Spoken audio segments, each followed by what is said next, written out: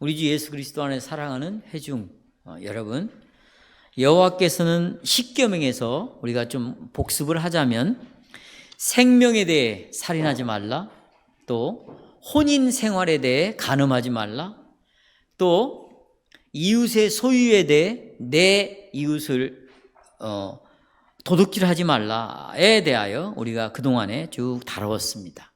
오늘 제9계명에서는 이웃의 평판에 대해서 말하고 있는데, 왜 이웃에 대하여 거짓 증거하지 말라가 이웃의 평판이라고 신앙고백서에서 해설하고 있냐면, 제9계명은 이웃에 대하여 거짓 증거하지 말라 이 명령뿐만 아니라 내 이웃의 명예, 평판에 대해서 파괴시키지 말아라, 허물어뜨리지 말아라 라는 명령이 포함되어 있기 때문입니다. 우리가 정말 진실이라는 것, 또 거짓이라는 것, 이것은 추상적인 것이 아닙니다. 실제로 우리의 인간관계 속에서, 또 하나님과 우리와의 관계 속에서 이 거짓과 진실이라는 것은 실제로 그의 역할을 하고 있는 것이지요. 진실이라는 것은 상호 신실함의 문제입니다. 또 서로 간의 신뢰의 문제를 결정짓는 것입니다. 진실이 없는 곳에는 신뢰가 없습니다. 진실이 없으면 관계는 파괴되게 돼 있어요. 뭔가 부부지간에도 뭔가를 숨기고 있다, 자기가 혼자 뭔가를 해보려고 한다, 또 교회 안에서의 신앙생활도 자기 혼자 뭔가를 해결하려고 한다, 이런 것들은 보십시오, 마지막은 파괴입니다.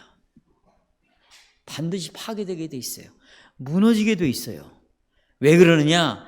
나중에 가서 그 말을 한다고 해도 그 말을 나중에 듣는 사람은 여러분에 대하여 신뢰를 하지 않습니다. 신뢰를 하지 않는 거예요. 이런 정도는 여러분 드라마에서도 다 나오는 거예요. 그러니 이런 진실을 말하는 것, 또 거짓을 말하는 것, 이런 것은 신뢰의 문제이고 관계의 문제다. 이것은 현실적이고 실제적인 문제다.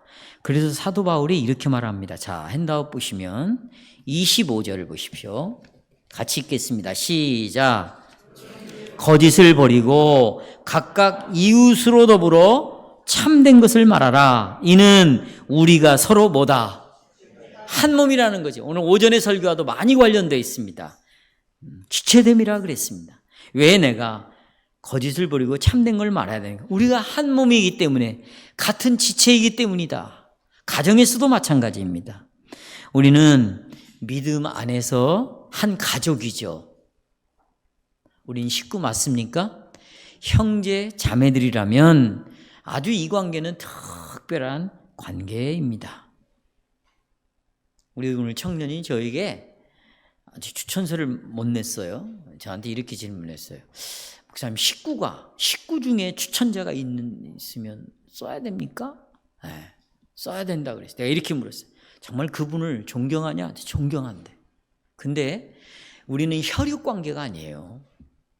형제와 자매와의 관계고, 그리스도 예수 안에서 한 몸, 한 지체와의 관계이기 때문에 그런 걸 초월해 있는 거죠. 혈통적인 육신적인 관계를 초월해 있는 것이에요. 그래서 사도 바울이 이 말을 합니다. 우리는 피차 그리스도에게 속해 있고 형제 자매들로서 아주 특별한 관계를 가지고 있고, 이거 사실에 근거한다면 어떤 거짓말이라도 해서는 안 되고, 그것에 의하여 우리의 관계가 방해받아서는 안 됩니다.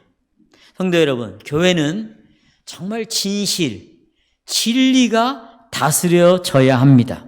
그래서 모든 회원들은 진리를 사랑해야 돼요.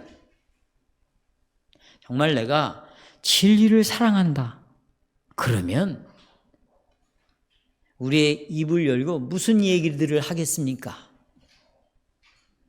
진리가 하나님의 말씀이고, 그것이 우리의 양식이고, 그것이 우리의 시작과 마지막이고, 진리가 우리의 죽은 영혼을 살리기도 하고 불의와 방망이고, 이 진리가 세상을 창조했고 이 진리가 우리의 삶의 전부라면 우리가 교제 가운데 진리가 아닌 그런 얘기를 할 수도 있어요.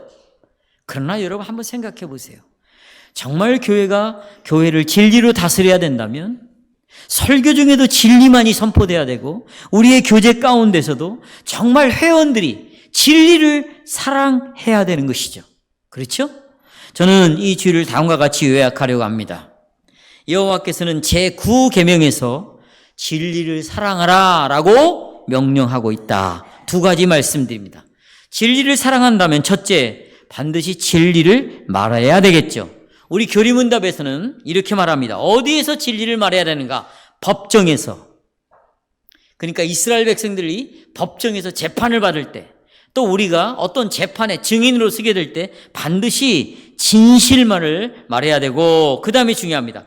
그 외에 어느 곳에서라도 그랬습니다. 그 외에 어느 곳에서라도. 한번 나눠볼까요, 여러분? 그 외에 어느 곳이 어딘지 한번 서로 막아야 돼요. 나는 이렇게 말합니다. 진리를 사랑한다. 오늘 설교를 듣는 이 시간에만이 아니라 내가 어느 곳에 있든지 그 사람이 하는 말이 뭔가로 그 영혼이 진리를 사랑하는 자인지 아닌지를 우리는 분별할 수 있어요. 우리 교리문답은 법정 어느 곳에서든지 진리를 사랑하라고 말합니다. 이 계명의 핵심은 무엇보다도 먼저 법정에서 증거하는 것과 관련이 되어 있습니다. 성도 여러분, 여러분들은 누구든지 여러분이 변호하는 증인이 될 수 있어요. 누군가를 옹호하는 것, 변호하는 것, 그것은 절대 잘못이 아닙니다. 그러나 뭐가 핵심이냐면 내가 누군가를 옹호할 때 진실을 말해야 된다. 진실을. 또 오늘 이 그 교리문답 해설을 보면 진실을 말해야 된다. 이 말은 여러분이 아는 사람에 대해서 반대하는 증거를 내놓을 수도 있습니다. 그 아주 진실을 말할 때 반대하는 말도 진실이라면 말할 수 있는 것이었죠. 그러니까 본 계명, 내 이웃에 대하여 거짓 증거하지 말라. 이 말은 이웃을 반대하는 증거와도 연관되어 있고, 그렇게 반대하는 증거를 말함으로 그 사람이 지은 죄를 특별히 깨닫게 하는 증거와 관련이 될 수 있어요. 중요한 문제죠. 네. 특별히 자, 이제 우리 이스라엘 역사의 이 나라, 이스라엘이라는 나라는 그 상황으로 좀 돌아와 보면 이스라엘에게서의 증인은 굉장히 중요합니다. 이것은 법 체계보다도 내가 특별히 설명할 단어가 마땅치 않아요. 법적인 체계 있죠? 뭐 예를 들어서 재판을 받는 걸 할지, 뭐 법정에서 뭐 증거하는 걸 할지, 이런 법적인 체계보다도 훨씬 더 광범위한 기능을 하는 게 증인입니다. 이스라엘 백성들에게 있어서 증인은 재판관 중에 하나예요. 내가 증인으로 나서잖아요. 그러면 내가 뭐가 되는 거 이제? 재판관이 되는 거예요. 만일 내가 하는 증언이 이게 이 사람이 실제로 지은 죄를 입증하는 증거라면 사형이 집행이 될 때 내가 증언을 통해서 이 사람의 죄가 분명히 밝혀졌어요. 그러면 그때는 그것이 사형받을 일이라면 이스라엘 백성들 안에서 제일 먼저 돌을 들고 쳐 죽이는 게 누굴까요? 증인입니다. 증인이 제일 먼저 돌을 들어 그 사람을 치게 돼 있어요. 그러니까 이것은 굉장히 중요한 역할을 하는 거죠. 그래서 예수님께서도 죄 없는 자가 돌로 쳐라. 먼저 쳐라 그러죠. 죄 없는 자가 돌로 먼저 쳐라. 라는 것은 그런 의미에서 예수님께서 하시는 말씀입니다. 죄가 있음을 입증하는 증인의 사역은 돌을 제일 먼저 들어 쳐 죽이는 것입니다. 그러니까 구계명은 우리가 결코 이웃에게 거짓말을 하지 말라는 것이지 불리한 증거를 해서는 안 된다 이런 말은 하지 않습니다. 반대로 우리 계명은 진실을 말해야 되고 거짓되지 않아야 된다는 거죠. 왜냐하면 내가 이런 거짓된 진실하지 않는 증거를 하게 되므로 이 사람이 죽을 수도 있고 또 살아날 수도 있고 감옥에 갇힐 수도 있고 자유인이 될 수 있다. 그렇다면 이웃에게 공의로운 것이 행해지기 위해서 반드시 진리가 말해져야 된다. 우리는 성경에서 이웃을 죽이는, 파멸시키는 거짓 증언에 대해서 많은 신뢰를 살펴볼 수가 있어요. 아마 이 구 계명을 설교할 때마다 이 나봇, 다시 말하면 아합과 이세벨의 이야기는 항상 예로 등장할 것입니다. 나봇이라는 사람이 그 아주 좋은 포도밭을 가지고 있었습니다. 그런데 이스라엘의 왕인 아합이 그 나봇의 포도밭에다가 큰 정원을 꾸미고 싶었어요. 그래서 그것을 팔아라 그랬는데 나봇이 팔지 않았습니다. 그래서 그것 때문에 기분이 굉장히 언짢아 있는 상태에서 이세벨이 부인이 그걸 알아요. 신앙이 잃지가 않은 거죠. 그래서 그 부인이 걱정 말아라. 내가 그거 뺏어서 당신 앞에 그 땅을 바치겠다 하고는 어떤 수작을 부리냐. 거짓 증인 2사람을 매수합니다. 그리고 거짓말로 증언하게 만듭니다. 자, 그 내용이 나오는데 핸드아웃 보십시다. 열왕기상 21장 10절 시작. 불량자 2사람을 그의 앞에 마주 앉히고 그에게 대하여 증거하기를 네가 나봇을 향하여 거짓 증거하는 거죠. 네가 하나님과 왕을 뭐했다? 나봇은 굉장히 신실한 하나님의 백성인데 왕을 저주하고 또 하나님을 저주했다. 그러면 돌에 맞아 죽는 거예요. 그렇게 거짓 증거하고 그 다음에 그를 끌고 나가서 어떻게 했다? 돌로 쳐 죽였다. 이런 내용이 나오는 것이죠. 우리는 거짓 고소에 대한 다른 예를 들 수 있는데 유대인 지도자들이 그리스도께 대하여 거짓 증언을 합니다. 마가복음 14장 56, 57절 보시겠습니다. 자, 시작. 이는 예수를 쳐서 거짓 증거하는 자가 많으나 보세요. 그 다음에 이게 들통이 나는데 그 증거가 서로 뭐 하지 못하더라. 충돌이 생기는 거예요. 왜? 그들의 증거가 진실입니까? 거짓입니까? 거짓이니까 서로 말이 맞지 않는 거예요. 말이 맞지 않는 거예요. 그래서 예수님이 이 거짓 증인들의 증거로 십자가에 못 박혀 죽습니다. 이게 이만큼 심각한 문제예요. 여러분, 자, 거짓 증거의 배후에는요, 항상 숨은 의도가 있어요. 사람들은 그러니까 기가 막힐 노릇이에요, 여러분. 그건 누가 봐도 거기에 우리가 보지 않고 내가 가담하지 않았어도 그것은 누가 봐도 다 아는 사실이에요. 손바닥으로도 하늘을 가릴 수 없는 일이에요. 근데 증인들이 나와서 말이에요. 요즘 일어나는 일입니다, 제가 지금. 요즘 증인들이 나와서 자꾸 말을 바꾸는 거예요. 한쪽은 진실이라고 말하고 한쪽은 그것이 아니라고 말하고 지금 이런 일이 벌어지고 있잖아요. 여러분, 이런 것들은요 정말 심각한 문제입니다. 그러니까 거짓을 말하는 그 배후의 숨은 의도는 뭐냐? 내가 거짓 증거를 하는 이유는 그것을 하면 나에게 뭐가 있어? 이득이 있는 거예요. 만약에 거짓 증거하는 이 사람이 거짓말을 했어요. 근데 증인 말고 어떤 사람에 대하여 거짓 증인을 했는데 그 사람이 예를 들어서 아주 높은 자리에 올라갔다고 해봅시다. 그러면 이 사람은 다 이득을 갖게 되겠어요. 혜택을 받게 되어 있어요. 이것은 기독교 안에서도 얼마든지 있었던 일이에요. 중세 천년의 로마 캐톨릭의 역사를 보면 얼마나 많은 자기가 유익을 얻기 위해서 돈의 매수를 당하고 그 다음에 협박을 받고 이런 걸로 인하여서 자기 위치를 다시 어느 순간에는 찾기 위해서 또 높이기 위해서 거짓 증거를 악한 마음을 가지고 하는 경우가 얼마나 많았는지 모릅니다.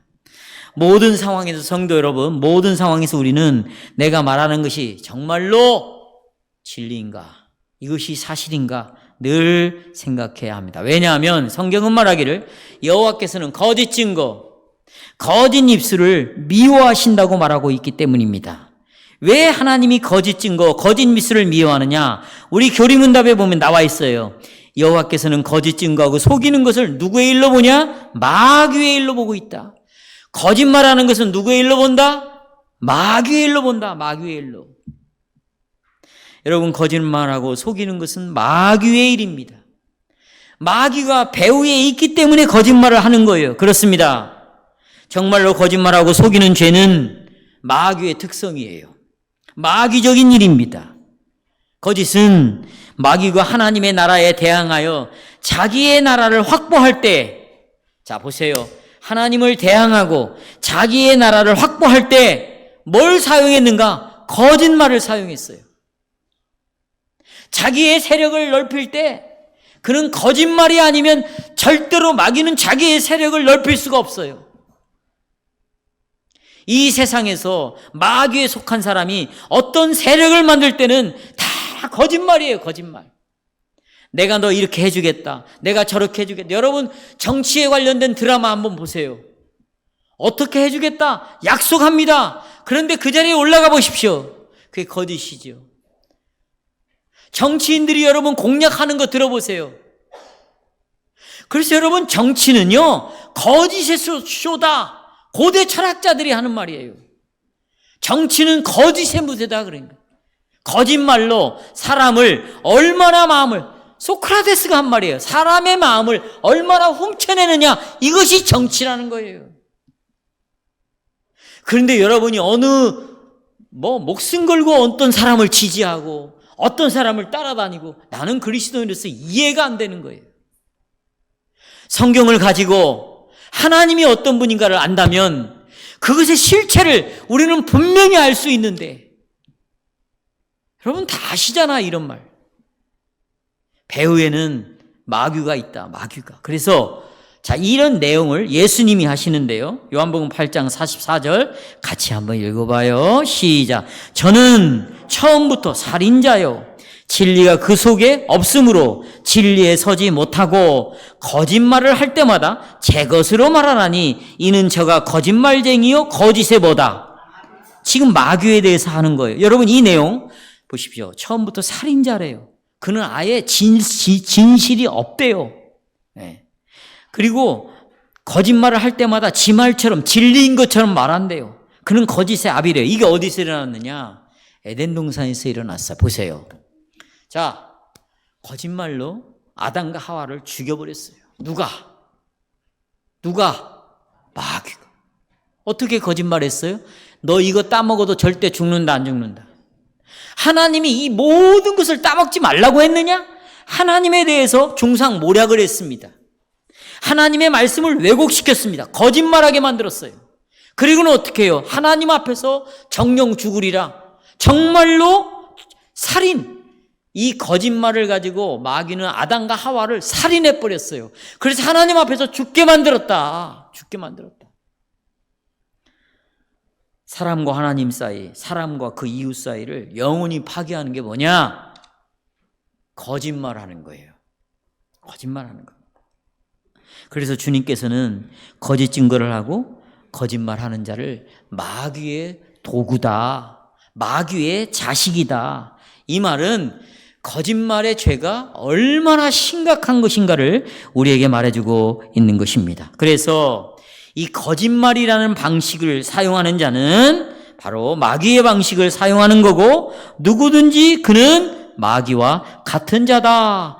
그럼 우리 교리문답에서 제9계명에 범하는 죄는 112문답 보십시오. 한답 보십시오. 자, 시작. 오히려 나는 모든 거짓말과 속임을 하나님의 무서운 형벌을 마땅히 받아야 하는 마귀의 일로 생각하고 보아야 된다. 그렇죠. 그래서요, 계시록 21장에 보면 천국에 들어가지 못하는 자가 거짓말하는 자입니다. 이게 그만큼 무서운 거죠. 여호와께서는 우리가 진리를 말해야 된다고 하셨습니다. 내가 진리를 말함으로 어떤 수치를 당하고 내가 어떤 손해를 본다고 해도 우리는 진리를 말해야 된다. 그래서 여러분, 사랑과 진리는 같이 가는 거예요. 자, 112문답 보십시오. 핸드아웃. 사랑과 진리는 같이 가. 여기 보세요. 나는 항상 진리를 뭐하고, 그러면 진리를 사랑하는 자는 그 다음에 뭘 말해요? 정직하게 말한다는 것입니다. 여러분, 그러면 보세요. 사랑과 진리가 같이 간다. 진실이. 그러면 사랑의 반대는 뭘까요? 미움. 진리의 반대는 뭐예요? 거짓. 그러면 사랑과 진리가 함께 간다면 미움과 뭐가 같이 갈까요? 거짓말은 같이 가게 돼 있어요. 사람이요, 우리 마음속에, 성도 여러분, 마음에 미움이 막 가득 차 있잖아요. 그러면 상대방에 대해서 거짓 증거를 하게 돼 있어요. 이 사람은 어떻게든지 끌어내려야 되겠다. 맘먹으면 얼마든지 살짝 붙여서 거짓말을 하게 돼 있다.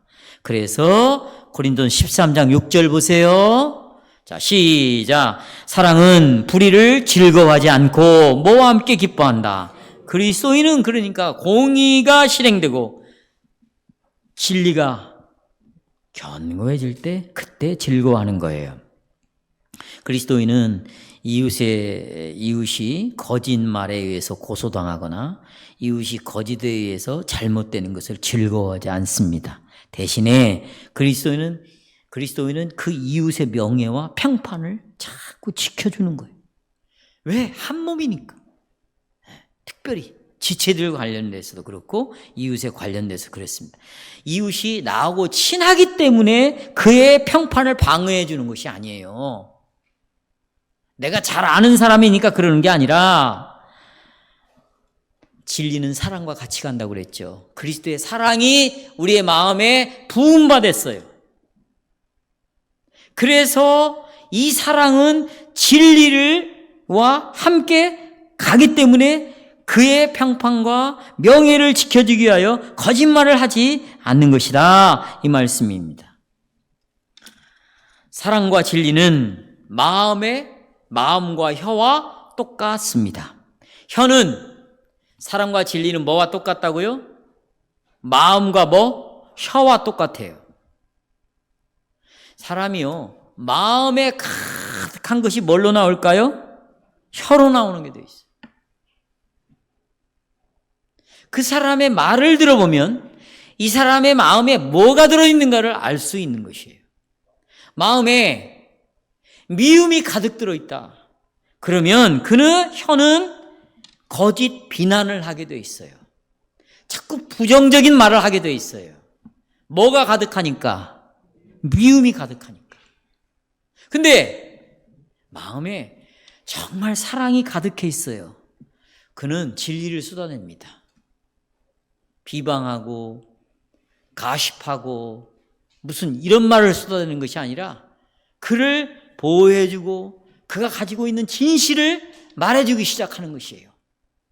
구약교회가 이러했다면 그리스도께 통치하시고 성령이 다스리는 신약교회 안에서는 얼마나 진실을 더 말해야 될까요, 여러분? 거짓 증거는 없어야 합니다. 여러분, 오늘 이 세상 속에 얼마나 거짓말이 가득 차 있습니까? 정말 참되고 진리를 찾아보기란 불가능합니다. 제가 어느 책을 읽어보니까 이런 내용이 나와 있어요. 명백한 진리가 한 가지 있대요. 정말 진리가 한 가지 있다. 그건 뭐냐? 온 세상에 거짓말쟁이로 가득 차 있다는 것이 진리라는 것이 가득 차 있습니다. 나는 정말 어느 게 진실을 보도한 뉴스인지를 알 수가 없어요. 정말 유튜브에서 떠돌아다니는 이런 것들이 정말 진실인지를 알 수가 없어요. 그런데 그런 말들을 듣고 뉴스에서 하는 말을 듣고 유튜브에 나오는 이야기를 듣고 교회 안에서도 교제할 때 그런 얘기를 주고받는다는 거죠, 우리가. 마치 사실인 것처럼. 정말 진실은 이 세상이 거짓으로 가득 차 있다. 이 세상만 거짓으로 가득 차 있는 것이 아니에요. 여러분의 삶을 한번 보십시다. 항상 그러지는 않겠죠. 그러나 가끔씩 종종 우리도 거짓으로 가득 차 있을 때가 얼마나 많습니까? 이 교회 안에서도, 우리의 가정 속에서도 정말 속이고 속는 이런 일들이 얼마나 가득 차 있을 때가 많이 있습니까? 그러면서도요, 얼마나 웃기는 일이 벌어지는 줄 아세요? 자기 자신은 자신의 잘못으로부터 벗어나고 싶어 해. 응? 벗어나고 싶어 해요. 어떤 잘못된 것에서 벗어나고 싶어 해요. 그런데 상대방은 그 사람이 지은 죄를 지적을 해가지고 그가 지은 죄 속에 더 빠져 있도록 이끌어간단 말이죠. 나는 거기서 나오고 싶은데 내 말을 들어보면 그 사람을 더 수렁텅이로 집어넣고 있다. 이게 얼마나 나쁜 놈들입니까? 자기는 삶 속에서 빠져나오려고 그래. 그런데 자기는 말하는 걸 보면 그 사람을 수렁텅이로 더 집어넣고 있다. 이게 얼마나 이율배반적인 거예요. 얼마나 그게 이중적이고요. 이게 얼마나 거짓된 말일까요? 우리는 정말 종종 우리의 유익을 위하여 자기 자신의 평판을 지키겠다고 다른 사람에 대한 거짓말을 합니다.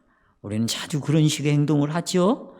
그래서 저는 우리 설교의 두 번째 요점에서 진리를 말해야 된다라는 첫 번째 요점에 추가해가지고 그러나 항상 진실을 말하면서는 안 된다. 이걸 말하고 싶어요. 두 번째, 그러나 항상 그런 것은 아니다. 한번 따라서 해볼까? 그러나 항상 그런 것은 아니다. 자, 정리를 해보자면 이웃에 대하여 거짓 증거하지 말라라는 말씀은 우리가 진실을 말해야 된다. 진리를 말해야 된다는 의미이죠. 특별히 법정에서 또한 이웃의 명예와 평판이 방어되고 지켜져야 할 때마다 우리는 진실을 말해야 돼요. 그러나 여러분, 진리를 말해야 하지만 그러나 내가 진실을 말해서는 안 됩니다. 이게 완전히 역설이죠. 그러니까 이런 말이에요. 가능하다는 거예요. 가능하다. 그러나 불가능한 것입니다. 그러니까 진리라는 것은 우리의 이성의 잣대로 보면 도덕 윤리책으로 가요. 성경의 도덕책으로 간다고요. 윤리책으로 가요. 그러니까 노아가 술 먹고 취했다고 말하는 거예요. 그러니까 야곱을 사기꾼으로 다 전락을 시켜버리는 거예요. 여러분, 야곱을 사기꾼으로 해석하는 것은 성경에 큰 문제가 있는 것이에요. 물론 그런 요소가 있는 거죠. 그런데 야곱이 한 행동이 도대체 왜 그렇게 했는가를 생각해 보면 이건 언약적 관점에서 보면 거기는 굉장히 구속사적인 의미가 있는 것이에요. 다시 한번 이성적으로 보면 윤리 도덕책에 불과한 것이에요. 그러니까 잠언 열심히 읽는 거지. 여기서 어떻게 자기 지혜를 얻어가지고 도덕적으로 윤리적으로 어떻게 좀 해볼까 이런 생각을 하는 거예요. 다시 말씀드립니다. 가능합니다. 그러나 불가능합니다. 진리만을 말해야 됩니다. 그러나 진실을 말하지 않아야 될 때가 있다. 그 말씀입니다. 성도 여러분, 우리가 진리, 진실을, 사실을 말한다라고 말할 때 차별이 없이 모든 환경에서 모든 사람에게 진실을 말해서는 안 됩니다. 진실을 말할 때는 차별이 있는 것이에요. 또 환경이 있는 것입니다. 사람들이 있는 것이에요. 자, 그래서 잠언에서 이렇게 말합니다. 보세요. 말하는 것은 은이래요. 그러나 침묵하는 건 금이래요. 금이 좋아요? 은이 좋아요? 금이 좋죠. 금이 좋죠. 만일 성도 여러분, 내가 이웃에 대하여 진실을 말해. 이웃 어떤 사람에 대해서 진실을 말해. 그런데 그게 아무런 유익이 없어. 그렇다면 왜 무엇이든지 진실을 말해야 되냐 이 말이에요. 아무런 유익이 없는데. 보십시오. 거짓 증거는요, 그것이 사실이든지 사실이 아니든지 상관없어요. 거짓 증거라는 것은 여러분의 말하는 태도와 관련이 되어 있는 걸 잊어서는 안 돼요. 거짓말이라는 것은, 그러니까 이게 무슨 말이냐면, 여러분의 태도와 관련되어 있다는 말은 여러분이 보세요. 언제 그걸 말하냐는 거. 언제? 왜 아무 말 하지 않다가 왜 이때 말한 이때? 정치인들이 그러잖아요. 아주 비밀스러운 약점을 딱 쥐고 있어요. 근데 언제 이런 걸 터뜨리냐? 결정적인 순간에 언제 그런 말을 진실을 말합니까? 또요? 어떻게 말합니까? 왜 말합니까? 무엇 때문에 그걸 진실을 말하죠? 이것과 관련이 되어 있다. 그러니까 이것이 진실이냐 사실이 아니냐를 가지고 거짓이냐 진실이냐 이렇게 말하는 것이 아니라, 아무리 진실이지만 내가 왜 말하는가, 언제 말하는가, 어떻게 말하는가 관련되어져서 이 사람이 하는 말이 진실이라도 거짓이 될 수 있다는 것이에요. 이건 윤리도덕으로 해석할 수 있는 내용이 아니에요. 때때로 성도 여러분, 내가 참 참된 것을 말합니다. 진실을 말해요. 그런데 이 속에 보면 악의에 가득 차 있는 거죠. 죽이겠다는 거예요. 허물어뜨리겠다는 겁니다. 이것은 전적으로 마귀에 속한 것입니다. 이건 누가 하는 짓이에요? 마귀가 하는 짓입니다. 자, 전도서에서도 침묵할 때가 있고 말할 때가 있다. 비록 여러분이 많은 말을 해야 된다고 하더라도 침묵할 때가 있는 것이에요. 여러분, 제가 여러분 이런 말씀 드렸죠. 하나님은 전능하세요. 그러나 이 전능하신 능력이 통제를 받아 하나님의 지혜로우심에 통제를 받는 거예요. 제가 예를 들었잖아요. 아브라함에게 아들을 준다고 했을 때 곧바로 아들을 낳을 수 있어요. 그런데 25년을 기다리게 합니다. 이게 지혜인 거예요. 나는 혀를 놀려서 진실을 모든 사람에게 언제든지 떠벌리고 다닐 수 있는 자유가 있고 능력이 있는 거예요. 말할 수 있는 능력이 있어. 그런데 침묵하는 거예요. 이게 지혜인 거예요. 잠언 한번 읽어보겠습니다. 17장 27절 28절 27절 시작. 말을 아끼는 자는 뭐가 있다? 지식이 있고 성품이 냉철한 자는 명철하느니라. 28절 미련한 자라도 잠잠하면 뭐가 되고 지혜로운 자로 여기고 그의 입술을 닫으면 뭐가 된다? 슬기로운 자로 여겨지느니라 라는 말씀 우리가 읽을 수 있습니다. 야고보서 3장 8절에도 혀를 통제하면 몸 전체를 통제하는 것이래요.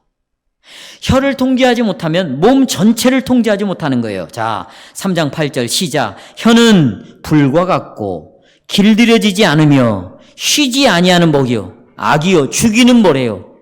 그러니까 같은 입에서요 축복도 나오고 뭣도 나오고 저주도 나오고 단물도 나오고 뭣도 나오고.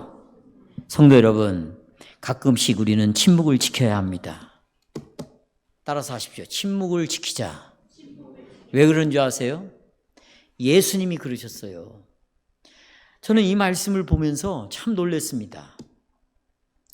예수님이 재판을 받습니다. 지금 신문을 당해요. 근데 그때 뭘 신문하냐면 예수님을 따르는 그 쫄개들, 제자들에 대해 신문을 합니다. 제자들에 대해서 물어요. 그런데 예수님이 아무 말도 하지 않습니다. 왜요?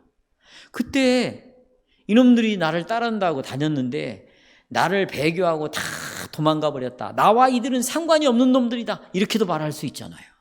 그런데 예수님께서는 제자들이 버리고 떠났지만 제자들에 대해서 한마디도 하지 않습니다. 왜요? 뭐 때문에? 제자들의 평판을 지키는 거예요. 제자들의 생명을 위하여 침묵하셨습니다. 본 교리 문화는 분답은 내가 말하는 것이 진실이라 할지라도 여전히 말하지 않아야 하거나 아니면 이런 식으로 말해야 된다 하는 다수의 신뢰를 언급하고 있는데, 거기 보시면 신앙고백서 보시면 험담이라는 말도 나옵니다. 험담, 비방 나와요, 안 나와요? 자, 여러분 여기 험담 재미나는 이야기예요. 여러분 험담 우리가 뒷담화라고 그러잖아요. 뒤에서 담아 말하는 거, 사람 앞에서 말하는 거, 뒤에서 말하는 거, 이거 험담이라고 그래요. 근데 여러분 험담을 영어로 뭐라고 그러는지 아세요? 가십이라고 그래요. 가십, 하나님이 이 안에 들어가 있어요. 가십. 이것은 뭐냐? 가십이라는 심심풀이로 커피 마시면서 심심풀이로 계속해서 이야기를 나누는 거예요. 이런 말, 사람에 대해서 이런 말 했다, 저런 말 했다. 여러분 한번 사람들이 이야기하는 말을 들어보세요. 저는 이 천변을 걸으면서 들으려고 하는 것이 아니라 큰 소리로 이야기를 해. 그건 자기 집에서는 하지. 부부지간에 하는 이야기도 들려요. 친구들끼리 이야기. 근데 보십시오. 제가 들은 이야기의 90% 이상은 전부 사람 이야기예요. 사람 얘기예요. 제가 들은 이야기는 공무원들끼리 이야기하는 얘기도 있고요. 교사들끼리 이야기하는 사람도 있고요. 동네 아줌마들끼리 이야기하는 사람도 있고요. 부부지간의 이야기 90% 이상이 다 무슨 얘기다? 사람 이야기야. 계속해서 심심풀이로 떠들어대는 거예요. 이걸 다 험담이라고 말해요. 근데 이 험담이 어디에서 나오느냐?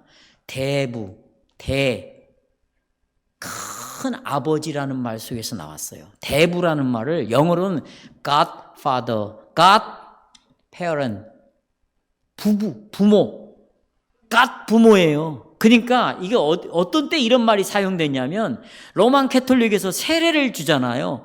유아, 영아 세례를 주잖아요. 그러면 이때 이 아이의 대부를 하나 증인으로 삼는 거예요. 대부를. 그게 뭐냐면 아버지 역할을 해주는 거죠. 어떤 의미에서는 좋은 제도일 수도 있어요. 그런데 보세요. 가십, 험담이 어디에서 나오냐면 대신 아버지 역할을 하는 가까운 사람의 입에서 험담이 나온다는 거예요. 그러니까 여러분을 욕하고 험담하는 사람은요, 아주 밀접하게 가까이 있는 사람들이 여러분에 대해서 험담을 하는 거예요. 예를 들어볼까요?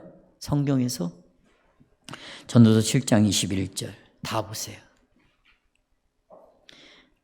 무릇 사람의 말을 들으려고, 내가 이 사람이 무슨 말하는 거 들으려고 마음을 두지 말아라.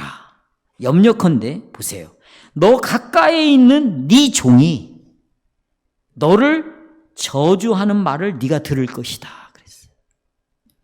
그렇습니다. 우리에 대해 악한 말을 하는 사람은 우리의 가장 가까운 사람들 중에 있습니다. 험담은 다른 사람에 대해서 계속해서 칫거리는 말입니다. 그런데 보십시오. 이 칫거리는 말을 들어보면 근거 없는 헛소문이 너무 많다는 것입니다. 물론 때로는 여기에 참낸 것이 있고 사실도 있을 수 있어요. 부분적으로는 사실일 수 있어요. 그러나 대부분의 이야기는 증명되지 않는 내용이 더 많습니다. 증명되지 않는 내용이 훨씬 많아요.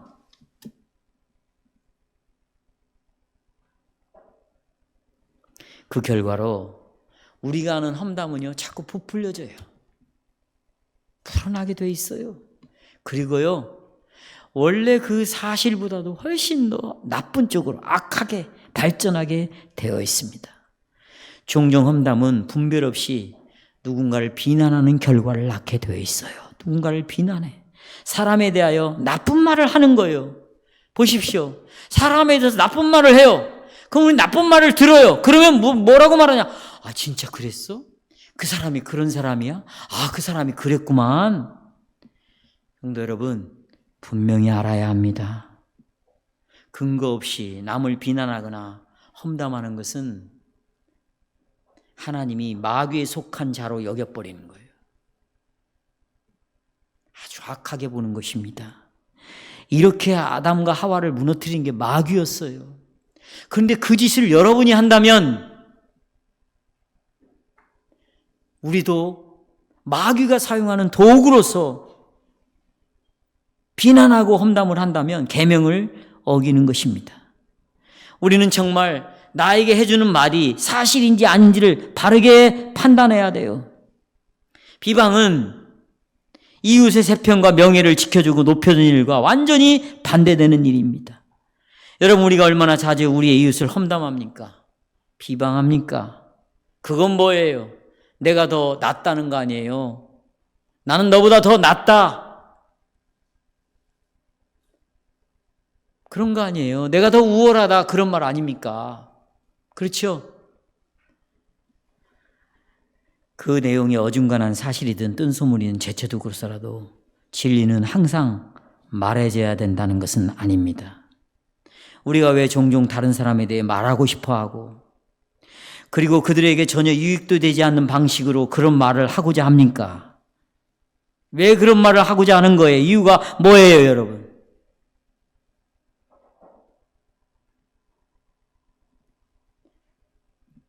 험담은 교회 안에서 엄청나게 손상을 입히는 큰 죄이고 오해와 불신을 일으킵니다. 험담은 교회 안에서 드러나야 할 사랑을 파괴하는 것입니다. 그리고 여러 가지 관계를 다 단절시켜버리는 거예요.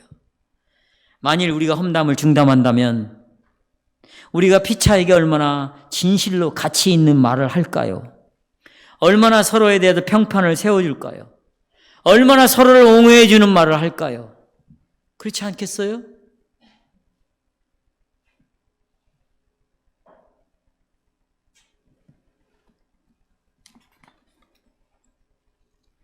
하나님 말씀은 이렇습니다. 사랑은 허다한 허물을 덮는다.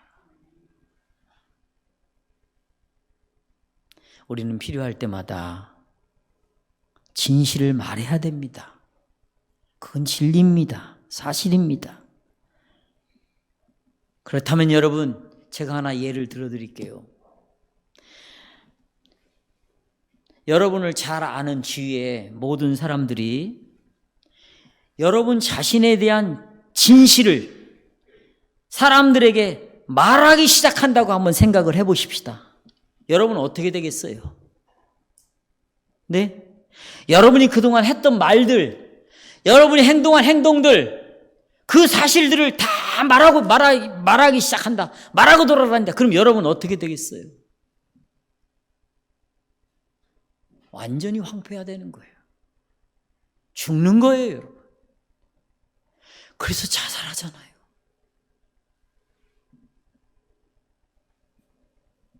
추락하게 됩니다. 여러분과 저는 얼마나 부끄러워하겠습니까? 그래도 진실을 말한다. 하나님이 원하지 않는다는 것입니다. 진리가 항상 말해져야 되는 것은 아니기에 심지어 진리를 말하는 것조차도 그래서 거짓일 경우가 있다. 그것이 정말 진실이 아닐 경우가 너무 많다. 왜냐하면 만사가 때가 있는 법이고 침묵할 때가 있고 또 이웃의 죄를 사랑으로 덮어야 될 때가 있기 때문입니다. 우리가 이웃을 사랑할 때 우리는 그의 약함을 사람들에게 말하고 떠벌리기 전에 그의 좋은 점, 강한 점이 뭔가, 그가 받은 은혜가 뭔가, 하나님이 그를 어떻게 여기고 있는가. 그래서 정말 신사답게 온유하게 말하는 법을 배워야 됩니다. 은혜롭게 말하는 법을 배워야 돼요. 사랑을 가지고 말하는 법을 배워야 됩니다. 우리가 말할 때 해를 끼칠 수도 있을 때에는 내가 이런 말함으로 해가 된다. 그러면 침묵하는 것을 배워야 됩니다. 성도 여러분, 우리가 다른 사람에 대해 말하는 것보다 하나님이 우리를 향한 하나님의 말은 훨씬 더 은혜스럽습니다. 우리가 오늘 103편도 찬송했잖아요. 노하기를 더디하신다 그랬어요. 뭐 한다고요? 노하기를 더디한다. 동에서 서가 먼 것 같이 네 죄를 잊어버린다 그랬어요. 우리가 성찬을 다 거행하고 난 다음에 하나님이 우리에게 뭐라고 말합니까? 오늘도 여러분 복음 설교를 듣고 마지막 하나님이 여러분에게 어떤 축복의 말씀도 돌아가라고 말합니까? 평안할지어다 그러잖아요. 은혜를 내리시고 평강을 내리시고 우리를 지키시는 하나님이셔요.